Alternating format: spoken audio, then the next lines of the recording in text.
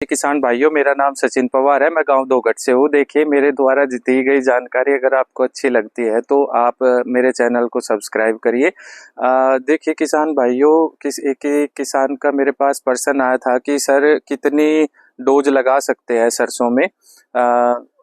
3 dose लगा सकते हैं। बुआई के बाद में 3 डोज लगानी पड़ती है सरसों में। इसमें हमें पहली डोज पर ही 1 एकड़ में 6 किलो सल्फर और 1 बैग यूरिया का लेना पड़ता है। आप मेरी बात समझ गए? तो जैसे ही आप कोर पर इसको डाल के पानी दे देते हैं, फिर 1 मंथ बाद जब आप अगला पानी लगाएंगे, फिर से आपको 6 किलो सल्फर और 1 बैग यूरिया डालना होता है। फिर जब आप 1 मंथ बाद फिर से पानी लगाएंगे, तीसरा पानी, फिर से आपको यही डोज दोहरानी पड़ती है, 1 बैग यूरिया का और 6 किलो सल्फर। ठीक है जी। इससे हमारी सरसों का बेहतरीन उत्पादन होके आता है। और मैंने आपको बताया था कोर पर पानी लगाने से पहले मैंने आपको बताया था कि इसमें मिलाथिन एक पाउडर आता है, तो उसकी मात्रा 1 किलो पर बीघा या 2 किलो पर बीघा आप उस डस्ट को छिड़क दीजिए अच्छे से, जिससे कि हमारे यहाँ पर फलिया बीटल नाम का जो कीट होता है, जो हमारे पत्तों में छेद कर देता है, उसकी प्रॉब्लम सोल्व हो जाती है। ये डालने से कोई फंगस भी नहीं आता और हमारी सरसों खूब ग्रोथ भी करती है और उसमें ब्यात भी बहुत अच्छा होके आता है। आप मेरी बात समझ रहे हैं ना जी? तो ये मैंने सरसों के बारे में बता दिया। अगर आप सरसों में या गेहूं में दूसरे प्रकार से खाद देना चाहते हैं तो उसके बारे में अब मैं जिक्र करता हूँ। ये तो आप खाद लगा, अगर आपको चाहिए कि हमें डायरेक्ट ऐसे ही खाद देना है तो ये खाद होता है।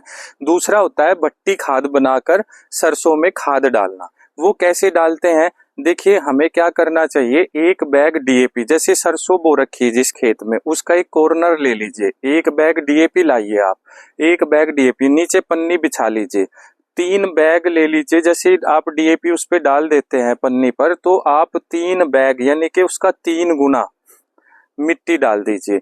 उसे अच्छे से मिला लीजिए डीएपी को मिट्टी में। फिर 1 बाल्टी पानी लीजिए 10 किलो की, और मतलब 8 किलो वाटर हो उसमें, 8 किलो हो पानी, उसमें पोटेशियम फुलवरिक डालिए, पोटेशियम हुमेट डालिए। कितना डालना है? 100 ग्राम डाल लीजिए, दोनों के दोनों।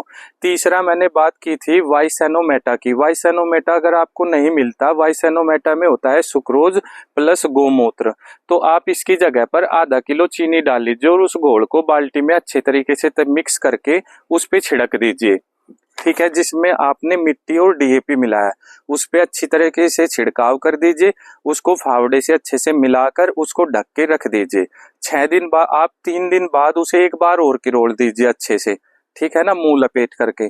फिर उसे ढक के रख दीजिए। 6 दिन बाद जब आप उसे बाहर निकालते हैं, उसे अच्छे से मिक्स करके उसमें सल्फर डाल लीजिए 6 किलो।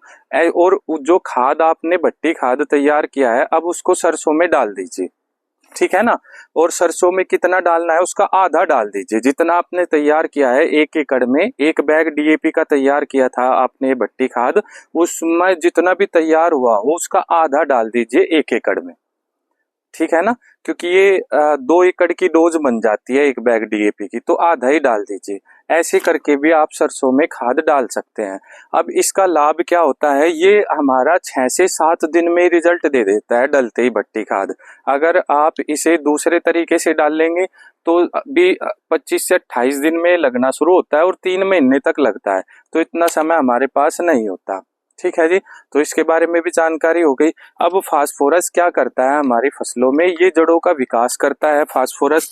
और क्या करता है सर? जड़ों का विकास होगा तो तने की मोटाई भी बढ़ती है, फूल का भी बहुत ज्यादा विकास होता है, फूल और फलों का भी बहुत ज्यादा विकास करता है ये।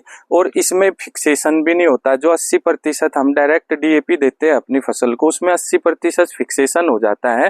अब वो भी नहीं होता, क्योंकि उसको हमने पहले ही तोड़ दिया है मिला करके फसलों में अच्छे से। ठीक है जी। तो ये मैंने आपको जानकारी देनी थी किसान भाइयों। एक और जानकारी मैं आपको दे देता हूँ।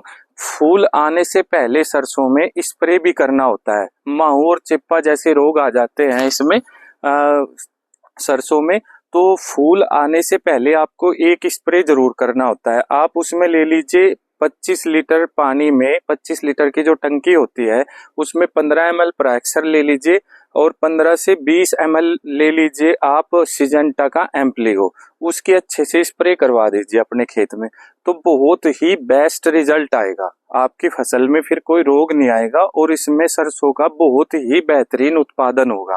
ठीक है जी। अच्छा जी, राम राम जी किसान भाई।